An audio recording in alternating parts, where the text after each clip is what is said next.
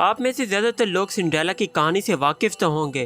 गरीब यतीम लड़की जिसकी सौतेली माँ और बहुत ही चालाक और जालिम बहनें थी। सिंड्रेला के वालिद के फौत होने के बाद ही उसकी सौतेली माँ ने उसे घर की नौकरानी बनाकर रख दिया और उस पर हर किस्म के जुल्म भी ढाए। मगर जो कहानी हम आज तक सुनते आए हैं ये सब कुछ सिर्फ मन घड़त है। इसका असल पन्ना कुछ और ही बयान किया जाता है। अस्सलाम वालेकुम दोस्तों, मैं हूँ आपका दोस्त और होस्ट वकास असगर और आप देख रहे हैं असगर टीवी।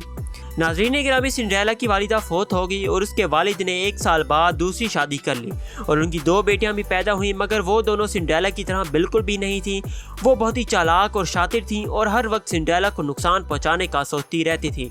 मगर सिंड्रेला की कहानी में एक ऐसा मोड़ आया कि जब 14 अक्टूबर 1694 में उसके वालिद फौत हो गए और उस सिंड्रेला की उम्र सिर्फ और सिर्फ 16 बरस ही थी और वो अपनी सौतेली माँ और उसकी चालाक बेटियों के साथ अपनी ज़िंदगी गुजारना शुरू कर चुकी थी।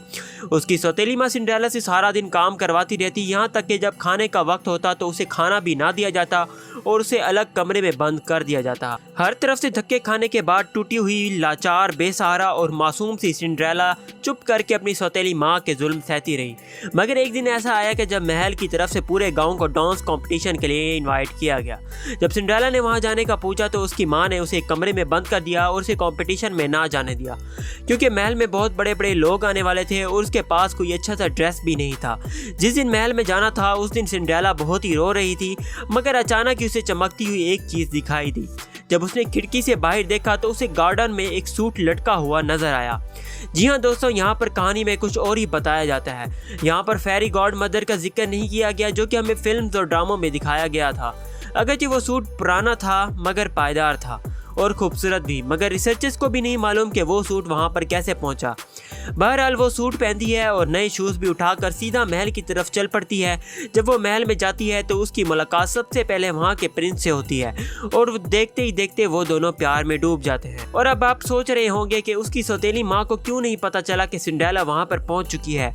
तो कहानी में ट्विस्ट ऐसा आता है कि उसकी माँ और उसकी दोनों सौतेली बहनों को महल से निकाल दिया गया था क्योंकि उन लोगों ने वहाँ के राजा की बेहुरमती की थी।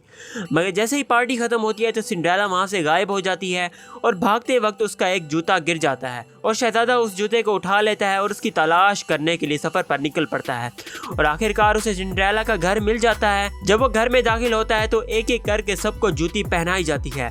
उसकी सौतेली माँ भी फेल हो जाती है और उसकी दोनों चालाक बहनें भी फेल हो जाती हैं, क्योंकि पुराने ज़माने में जूतियाँ सिर्फ एक आदमी के साइज़ की बनाई जाती थी जो कि सिर्फ उसी आदमी को ही फिट आती थी।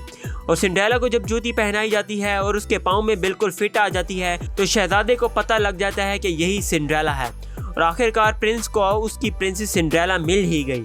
जब सिंड्रेला की शादी होने लगती है और वो नए घर में शिफ्ट होने लगती है तो वो सिर्फ और सिर्फ अपनी माँ को यही अल्फाज कहती है कि मैंने आप तीनों को माफ़ कर दिया और उसके बाद वो दोनों खुशी खुशी रहने लग जाते हैं।